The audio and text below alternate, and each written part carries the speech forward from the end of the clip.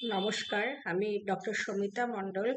আজকে যে বিষয়ে কথা বলবো সেটা আপনাদের হয়তো দৈনন্দিন জীবনে খাওয়া দাওয়ার ক্ষেত্রে কাজে লাগতে পারে। সেটা হচ্ছে ফাইবার জাতীয় খাবার সম্পর্কে। ফাইবার কথাটা আমরা শুনছি যে এটা আমাদের খাবারে পর্যাপ্ত পরিমাণে থাকা দরকার, না হলে আমাদের বিভিন্ন রকমের অসুখ যেমন কোলন ক্যান্সার বা পাইলসের সমস্যা বা কনস্টিপেশন, এই ধরনের বিভিন্ন রকমের সমস্যা দেখা দিতে পারে। তো ফাইবার নিয়ে যেটা মেন বলা দরকার, ফাইবার কথাটা আমরা খুব সাধারণভাবে বলি, কিন্তু এর কতগুলো বৈশিষ্ট্য আছে। যেমন দু রকম ফাইবার সাধারণত উম, খাবারের মধ্যে পাওয়া যায়। একটা হচ্ছে সলিউবল ফাইবার আর একটা হচ্ছে ইনসলিউবল ফাইবার। তো কেন এই দু রকম ভাগটা জানা দরকার, সেটা হচ্ছে দুটো টাইপের ফাইবারের মধ্যে ব্যালেন্স থাকা অত্যন্ত জরুরি। যেমন ইনসলিউবল ফাইবার আমরা বেশি পাই খাবারে, যেগুলো জলে গলে না এবং একটা স্টুলের বাত তৈরি করে। কিন্তু এই ইনসলিউবল ফাইবারের সঙ্গে যদি আমরা জল না খাই বেশি করে, সেক্ষেত্রে কনস্টিপেশন, হেমারয়েডস ইত্যাদি হওয়ার সম্ভাবনা থাকে। আর সলিউবল ফাইবার মানে যে ফাইবারগুলো জলে গুলে যায়, যেমন ইসবগুল আছে যেটা জলে গুলে যায়, কিছু কিছু খাবার আছে সেগুলো, ওট যেরকম, আপেল যেরকম, সেগুলো জলে গুলে যায়। তো সলিউবল ফাইবার এর মধ্যে থাকে। তো সেইগুলো স্টুলটাকে সফট করে এবং তাতে করে কনস্টিপেশন, হেমারয়েডস, কোলন ক্যান্সার ইত্যাদির চান্স কমে। এছাড়া সলিউবল ফাইবারের আরো কিছু উপকারিতা আছে যেটা আমি বলবো। তো আমাদের খাবারের যে সমস্ত খাবার আমরা সবজি জাতীয়, শাকসবজি জাতীয় খাবার খাই, তাতে ইনসলিউবল ফাইবার বেশি থাকে, সলিউবল ফাইবারটা কম থাকে। কিন্তু সেইটা থাকার ফলে ইমব্যালেন্স হয়ে গেলে কিন্তু আমাদের ডাইজেশনে সমস্যা হয়। যেমন এখন আমরা যে মিলেটটা খাবার হিসেবে অনেকেই চেষ্টা করছি খাবার, মিলেট বলতে রাগি, বাজরা এসবের কথা বলছি, জোয়ার, যে আটাগুলো আমরা অনেক সময় খাবার বদলে আজকাল আমরা চেষ্টা করছি এগুলো খাওয়ার, কিন্তু এগুলোতে খেতে যেটা জানতে হবে খেতে গেলে, যে এতে অনেক ইনসলিউবল ফাইবার আছে, সলিউবল ফাইবার কম আছে। তো সেই ক্ষেত্রে প্রচুর পরিমাণে জল খেতে হবে, যেটা আমাদের অনেকের পক্ষে হয়ে ওঠে না। তো সেই জন্য আমাদের সলিউবল ফাইবারের সঙ্গে সঙ্গে সলিউবল ফাইবারটাও খেতে হবে। আমাদের বেশিরভাগ খাবারে যে সমস্ত ফাইবার জাতীয় খাবার খাই, সেগুলোও যেমন জানতে হবে, তেমনি ইনসলিউবল ফাইবারটা কোথায় বেশি আছে সেটাও কিন্তু আমাদের জানতে হবে। যেমন আমি এখন যে খাবারগুলোর কথা বলছি, যেমন ওট, আপেল, গাজর, ডাল, আমন্ড, ব্রকলি, এগুলিতে ফাইবার থাকে। ওটে প্রচুর পরিমাণে ফাইবার থাকে, প্রায় 10%, আমন্ডেও তাই, ডালেও 8% ফাইবার থাকে। তো এই ফাইবার জাতীয় খাবারগুলি আমাদের যেমন খাওয়ার সঙ্গে সঙ্গে জলটাও পরিমাণ মতো খেতে হবে। তো তাই জন্য ইনসলিউবল ফাইবারের যেগুলো জলে গুলে আমরা খেয়ে নিই, সেটাও যদি জানা থাকে, আমরা ইনসলিউবল ফাইবারের সঙ্গে সলিউবল ফাইবার যদি জলে গুলে খাই, তাদের আমাদের খাবারের ব্যালেন্সটা ঠিক থাকবে। কেন বলছি সলিউবল ফাইবার খাবারটা আমাদের একটু খাবারে অ্যাড করতে হবে, কারণ বেশিরভাগই ইনসলিউবল ফাইবার। আমরা যে সমস্ত রেগুলারে শাকসবজি খাই, ম্যাক্সিমামই হচ্ছে ইনসলিউবল ফাইবার। যেমন সব শাকসবজি বা হোল গ্রেন যেগুলো আমরা খাচ্ছি, কিন্তু সলিউবল ফাইবারটা খুব বেশি থাকছে না। সলিউবল ফাইবারের ফুড সোর্স হচ্ছে যে ফ্ল্যাক্সিড, ওট, বার্লি, সাইলাম হাস্ক, বিন, লেন্টিল, আপেল, টক ফল, ক্যারট বা গাজর, চিয়া সিড, ফ্ল্যাক্সিড, এইগুলোতে সলিউবল ফাইবার থাকে।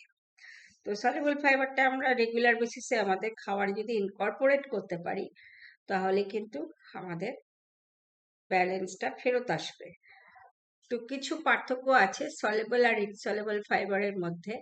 সলিউবল ফাইবার বলেছি যে এটা জলে গুলে জেলের মতো কনসিস্টেন্সি হয়ে যায়। ইনসলিউবল ফাইবার কিন্তু জলে গুলছে না, এটা স্টুলের বাল্ক হয়, কিন্তু সলিউবল ফাইবার খেলে স্টুলটা সফট হয়। আর সলিউবল ফাইবারের স্পেশালিটি আর একটা হচ্ছে এটা ব্লাড সুগারকে কন্ট্রোল করে, কোলেস্টেরলকে কমায়। তো এই দুটো আমাদের শরীরের জন্য অনেক উপকারী। আর ইনসলিউবল ফাইবারের ক্ষেত্রে যেটা হয়, এটা স্পিড অফ ইন্টেস্টিনাল ট্রানজিট সেটা বাড়ায়, মানে তাড়াতাড়ি খাবারটা ইন্টেস্টিন দিয়ে পাস হয়ে যায় এবং সেটা কনস্টিপেশনটা কমাবে, কিন্তু তার সাথে পরিমাণ মতো জল অবশ্যই খেতে হবে। সলিউবল ফাইবার স্টুলটা তো সফট করে বলেছি, আর তাছাড়া আরো একটা যেটা কাজ করে, ব্যাকটেরিয়া যে থাকে, পেটের ব্যাকটেরিয়া আমাদের থাকে, গাট ব্যাকটেরিয়া বলে, সেগুলোকে নারিশ করে, সেগুলোর উপকার, সেগুলোর ফুড হিসেবে কাজ করে এই সলিউবল ফাইবার, মানে প্রিবায়োটিক হিসেবে কাজ করে। আর ইনসলিউবল ফাইবার কিন্তু এই বাওয়েলের রেগুলারিটি মেনটেন হয়, মানে আমাদের রেগুলার পেট পরিষ্কার হয়, স্টুলের বাল্ব যেহেতু তৈরি হয়, কনস্টিপেশন কারেক্ট হয়, কিন্তু তারা কিন্তু সুগার কন্ট্রোল বা কোলেস্টেরল কন্ট্রোল করা বা প্রিবায়োটিক হিসেবে কাজ করা, এই ধরনের বেনিফিট কিন্তু ইনসলিউবল ফাইবারের নেই। মানে আমরা যে রেগুলার সবজি শাকসবজি খাচ্ছি সেগুলোতে কিন্তু এত বেনিফিট নেই। তো সেই জন্য আমাদের সলিউবল ফাইবারটা কিন্তু অবশ্যই খাবারে অ্যাড করতে হবে। তো ওট আমরা অনেকে খাই, অনেকে খাই না, বার্লি আমাদের খাওয়াটা কমই হয়। ইসবগুলটা আমরা যদি রেগুলার রাত্রে খেতে পারি রুটিনলি, তাহলে কিন্তু তার থেকে আমরা একটা লাভ পাবো। ডাল অনেক বাড়িতে রান্নাই হয় না, কখনো কখনো রান্না হয়, তো ডাল যদি অন্তত একবেলা আমরা ডাল খেতে পারি, ডাল তার সাথে বিনস দিয়ে, আপেল জাতীয় ফল, লেবু জাতীয় ফল, গাজর, বা তার সাথে একটু চিয়া সিড বা ফ্ল্যাক্সিড জাতীয় খাবার অ্যাড করতে পারি, এগুলো কিন্তু আমাদের সলিউবল ফাইবার হিসেবে আমাদের শরীরের উপকার দেবে। এবং এটা ওয়েট ম্যানেজমেন্ট, ডায়রিয়া কন্ট্রোল, এগুলোতে কারো যদি বেশি ডায়রিয়া হয় তারও কিন্তু এটা উপকার দেবে, ওজনও কমবে, সুগার কমবে, কোলেস্টেরল কমবে। সেই হিসেবে সলিউবল ফাইবারটাকে কিন্তু আমি আলাদা করে একটু জোর দিয়ে বলতে চাই, সবাই খাবারে এটা অ্যাড করতে পারে।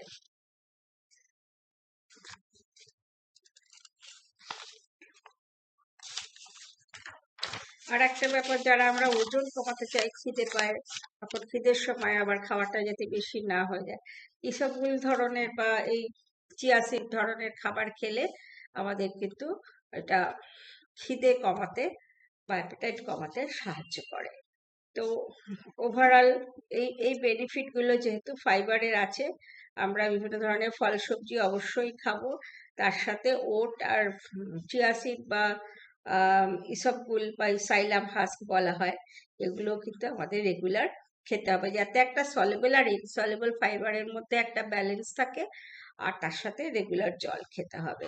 প্রতিদিন আমাদের 25 গ্রাম মতো ফাইবার খাবার দরকার হয়, তো তার সাথে প্রচুর পরিমাণে জলও খেতে হয়। তো সেইখানে যদি আমরা একটু সলিউবল ফাইবারটা অ্যাড করি, সেক্ষেত্রে কোয়ালিটি অফ স্টুল যেমন ভালো হয়, তার সাথে আমাদের blood sugar control, cholesterol control, digestion problem কমে যাওয়া, গাট হেলথের সমস্যা কমে যাওয়া, মানে পেটে গ্যাস হবে না, ব্যাকটেরিয়া গুলো পেটের অনেক হেলদি থাকবে।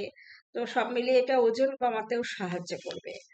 তো আরো একবার আমি রিপিট করতে চাইছি যে কি কি সলিউবল ফাইবার আমরা অ্যাড করব। ওট বা ওট জাতীয় খাবার, বার্লি, সাইলাম হাস্ক বা ইসবগুল, ফলের মধ্যে আপেল, অরেঞ্জ মানে লেবু, কমলা লেবু, কলা, পাকা কলা, পিয়ার্স, নাশপাতি, এগুলো। আর সবজির মধ্যে গাজর, মিষ্টি আলু এবং বিনস। আর ডালের মধ্যে মসুর ডাল, চিকপিস বা ওই চানা যেটাকে বলি আমরা, সেগুলো। আর সিড বা দানার মধ্যে ফ্ল্যাক্সিড এবং চিয়া সিড। তো এইগুলো কিন্তু সলিউবল ফাইবার আমরা দেখতে পাচ্ছি খুব বেশি শাকসবজিতে থাকছে না, বা যেগুলো থাকে পরিমাণ অনেক কম থাকে।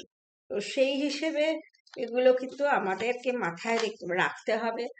আর আমরা যে গ্রেন হিসেবে আমরা যে জোয়ার বাজরা রাগি এগুলো মিলেট গুলো আমরা যে আটা হিসেবে খাচ্ছি, সেই তার যে ইনসলেবল ফাইবারটা থাকে সেইটা ব্যালেন্স করার জন্য কিন্তু আমাদের এই এই ধরনের বার্লি বা সাইলাম ফাস্ক বা ভেজিটেবলের মধ্যে ক্যারট, সুইট পটাটো, বিনস বা ডালের মধ্যে লেন্টিল এগুলো অ্যাড করতে হবে। তো এটাই সলেবল আর ইনসলেবল ফাইবারের ডিফারেন্স এবং তাদের ফুড সোর্স গুলো আলোচনা করলাম, যাতে কিনা আমরা একটা রেগুলার দুরকম ধরনের ফাইবারই যাতে গ্রহণ করতে পারি এবং তাতে আমাদের ইন্টেস্টিনের হেলথ অনেক অনেক ভালো হবে। ধন্যবাদ।